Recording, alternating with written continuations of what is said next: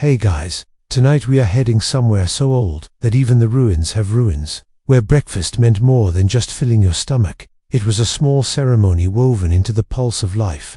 You're standing in ancient Mesopotamia, and the first thing you notice is the river. It's early enough that the sun hasn't yet burned the mist off the Tigris. The air is damp and cool, carrying a hint of silt, wet reeds, and something faintly smoky from cookfires waking to life along the shore. You can almost hear the slow, lazy slap of water against a reed boat tied to a post, and the occasional splash of something unseen taking an early morning swim, probably a fish, or possibly a snake, but let's not dwell on that before breakfast. Somewhere nearby, you catch the muffled bleat of a goat and the rustle of palm fronds brushing together. Someone's donkey shifts its weight impatiently, bells on its harness tinkling like an accidental wind chime. The light is pale, the sort that makes everything look like it's been softly dusted with flour. So before you get comfortable, take a moment to like the video and subscribe, but only if you genuinely enjoy what I do here. And while you're at it, tell me in the comments where you are and what time it is for you right now. Now, dim the lights, maybe turn on a fan for that soft background hum, and let's ease into tonight's journey together. You trudge across hard-packed earth toward a small cluster of mud brick houses, each one glowing faintly golden in the morning light. Outside, a woman is crouched over a low fire pit, coaxing the embers back to life with the slow wave of a palm fan. She glances up briefly, but this is the kind of morning where no one feels the need to hurry. In the distance, a temple ziggurat looms, its tiers catching the sunrise like a stack of sleeping giants, but even that feels quiet, unbothered. The scent of burning wood mingles with something nutty and warm. That's the barley roasting. You hear a rhythmic scrape sound from another doorway, and the image becomes clearer. Two women seated opposite each other, passing a heavy basalt grinding stone back and forth across a pile of grain. Their hands move with muscle memory, not urgency, and the small clouds of barley dust rising in the air glow in the slanted sunlight. Historians still argue whether this work was mostly communal or tied to individual households, but either way, it's the soundtrack of the Mesopotamian morning. There's no metal clatter, no frying pans, no egg-sizzling soundtrack we'd recognize. Instead, the day begins with these low, steady noises, stone on stone. The sigh of a clay pot lid being lifted, the occasional soft laugh or muttered complaint about the weather, and you, drowsy and maybe a little disoriented from time traveling, here, just watch the village stretch, awake like an old cat. The Tigris is not far. A thin line of children makes its way toward it, each balancing a small jar to fill with water. Their bare feet kick up puffs of dust as they go, and the jars knock gently against their hips. Somewhere, someone's already washing last night's bowls in the river, hands moving briskly in the cold current.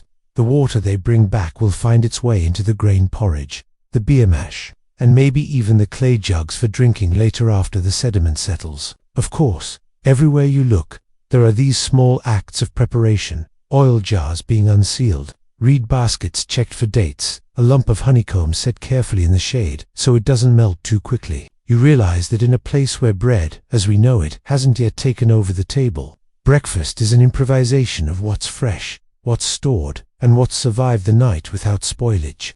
It's both humble and deeply practical, but there's a comfort in that. Like the village and the river know exactly how to feed each other in a loop that's been running for centuries. You wander a little closer to that roasting barley smell, and it's stronger nounity, almost sweet, with a faint bitterness that reminds you of coffee before there was coffee. The woman tending the fire nudges the grains with a flat wooden paddle, making sure they toast evenly on the shallow clay pan.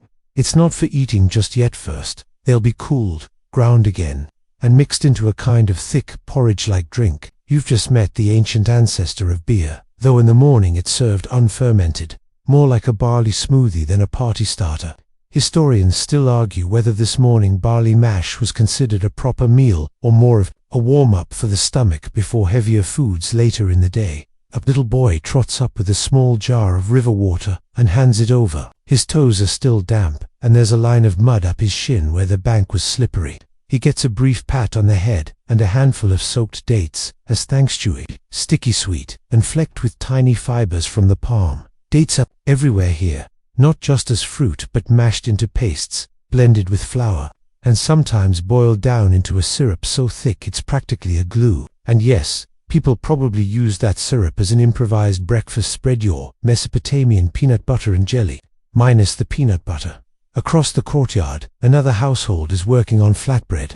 It's not fluffy like modern pita, closer to a thick cracker, baked against the hot wall of a clay oven that looks like a squat, upright beehive. The heat shimmers at its mouth, and when the bread goes in, it puffs slightly before flattening back out. You can hear the quiet hiss of trapped moisture escaping, followed by the low crackle of the crust setting.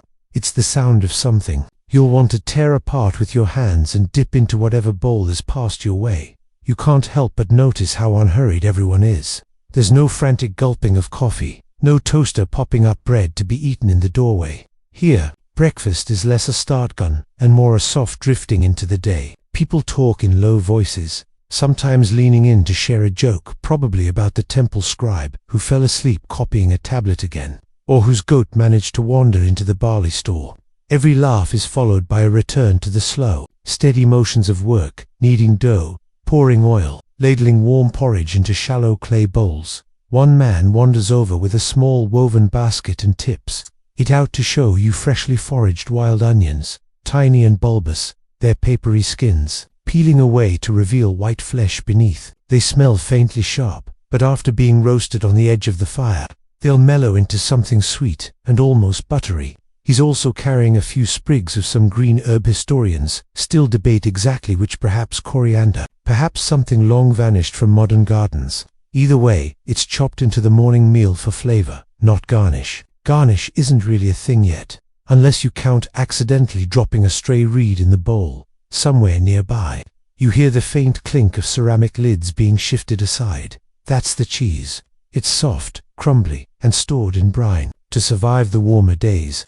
It's not uniform. Each lump is a little different, depending on how much salt or goat's milk went into it. Someone sprinkles a bit over a steaming bowl of barley, and the smell changes, suddenly richer, almost tangy. You imagine taking a bite and feeling the way the cheese melts into the hot grain. A reminder that even 4,000 years ago, people had figured out how to make comfort food. By now, the village feels fully awake.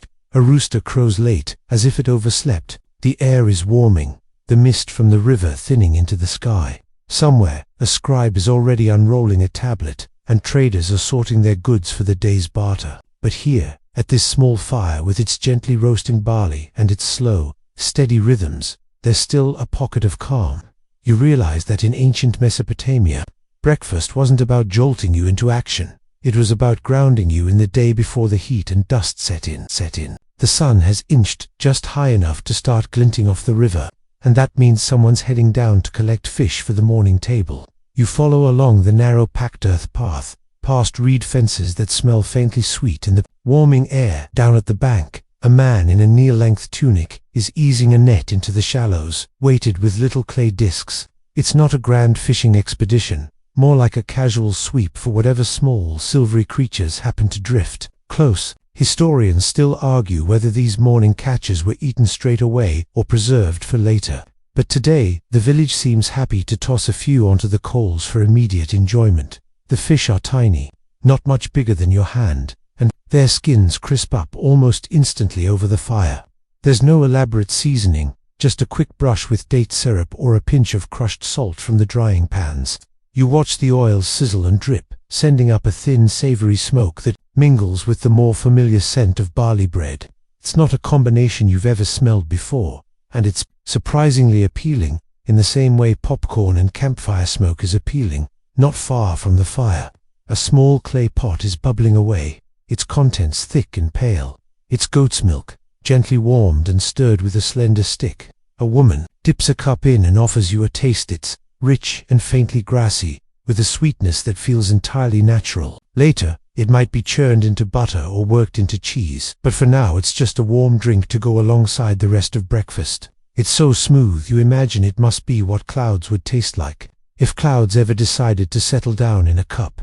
A little boy runs past holding a flat stone. He's grinning because he's just been given permission to crack open the morning's supply of nuts. These aren't the roasted kind you find in a bag, they're fresh, and the shells give way with a sound that's more of a sharp snap than a crunch. Bits of shells scatter onto the dusty ground, and he carefully drops the kernels into a small basket, already imagining them tossed into porridge or chewed on the way to the fields. Historians still debate whether nut gathering was purely seasonal or if households stored them year-round, but the boy clearly isn't concerned with the academic side of things. The slow pace of the scene is deceptive. Everyone is actually doing something. You notice an older woman crouched over a low table, rolling out dough with what looks like a smooth riverstone instead of a modern rolling pin.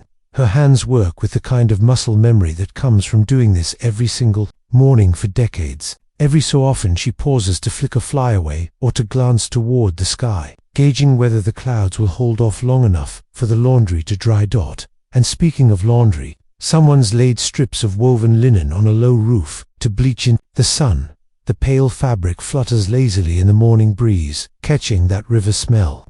If you ever needed a reminder that life's rhythms were once tied directly to weather and light, this is it. Breakfast, laundry, fishing, it all happens within the same few steps, and nothing requires more noise than a splash in the water or the faint thump of dough being pressed flat. The bread from earlier is ready now, and a young man slices one into quarters with a small copper blade. He passes you a piece, still warm, with a smear of mashed dates worked in like jam. The texture is uneven, soft at the center, crisp at the edges, but it's the sort of imperfection that makes it better. It's sticky on your fingers too, and you're almost glad for the excuse to wander back toward the river to rinse them off. From your spot at the water's edge, you can see the whole little breakfast operation at once. The toasting barley, the crisping fish, the simmering milk, the quiet trade of fresh herbs from one household to another. It's a choreography of small, deliberate motions, each one contributing to the slow, steady hum of the morning.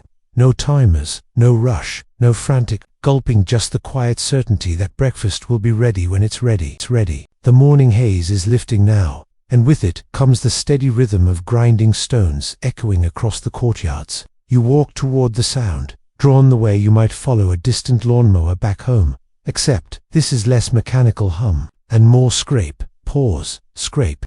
A pair of women are kneeling on woven mats, leaning forward over large, flat slabs of basalt. Their hands guide smooth upper stones back and forth, coaxing raw barley into a fine, sandy flour. Historians still argue whether barley or emmer wheat was the more common breakfast grain in ancient Mesopotamia, but here, barley seems to win by sheer volume. The air is powdered with pale dust, catching in your throat in a way that makes you want to cough, but also makes you oddly hungry. It smells earthy, like fresh paper and warm toast combined. Every few minutes, one woman pauses to shake out her long hair, sending tiny grains floating away like golden pollen. She's not wearing anything fancy, just a loose wool tunic belted with rope. But the flour dust gives her the unintentional look of someone who's been caught in a festive snowstorm. At the edge of the courtyard, a boy is sorting through piles of small clay jars. These are the flavor makers, the Mesopotamian version of a spice rack. Some hold salt harvested from dried-up riverbeds. Others carry crushed coriander, sesame seeds, or the precious dried mint that makes an otherwise plain porridge feel special. There's a half-empty jar of honey, thick and crystallized at the bottom, and the boy is scraping it out with a stick like it's the best part of the job.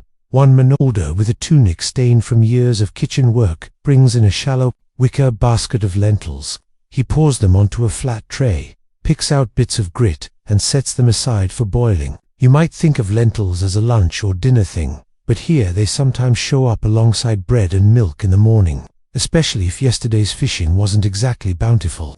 Historians still debate whether these legumes were seasoned before breakfast or eaten plain, but your nose catches the faint whiff of coriander drifting from somewhere, so you're leaning toward seasoned. In one corner, a pot of leftover grain from yesterday's meal is reheating over coals. A woman stirs it lazily, adding a splash of fresh goat's milk and a pinch of ground dates to turn it into something sweeter. It's not porridge in the modern sense. It's denser, almost like a sticky rice pudding, but the comfort factor is familiar. You watch her scoop some into a clay bowl, press a thumb-sized indentation in the middle, and fill it with melted butter. The butter spreads out slowly, staining the pale grain with a golden halo. There's no frantic hurry here, but there is a quiet efficiency. The women grinding barley barely speak, yet they keep perfect time with one another, like a two-person band that's played the same rhythm since childhood. Every so often, one of them tosses a few sesame seeds into the grinding stone, releasing a nutty perfume that makes you glance instinctively toward the nearest loaf. You notice someone carrying a flat slab toward the oven. Well, oven is generous. It's really just a rounded clay dome with the fire smoldering inside, the kind that's heated by burning dried reeds, or even dung when wood's scarce.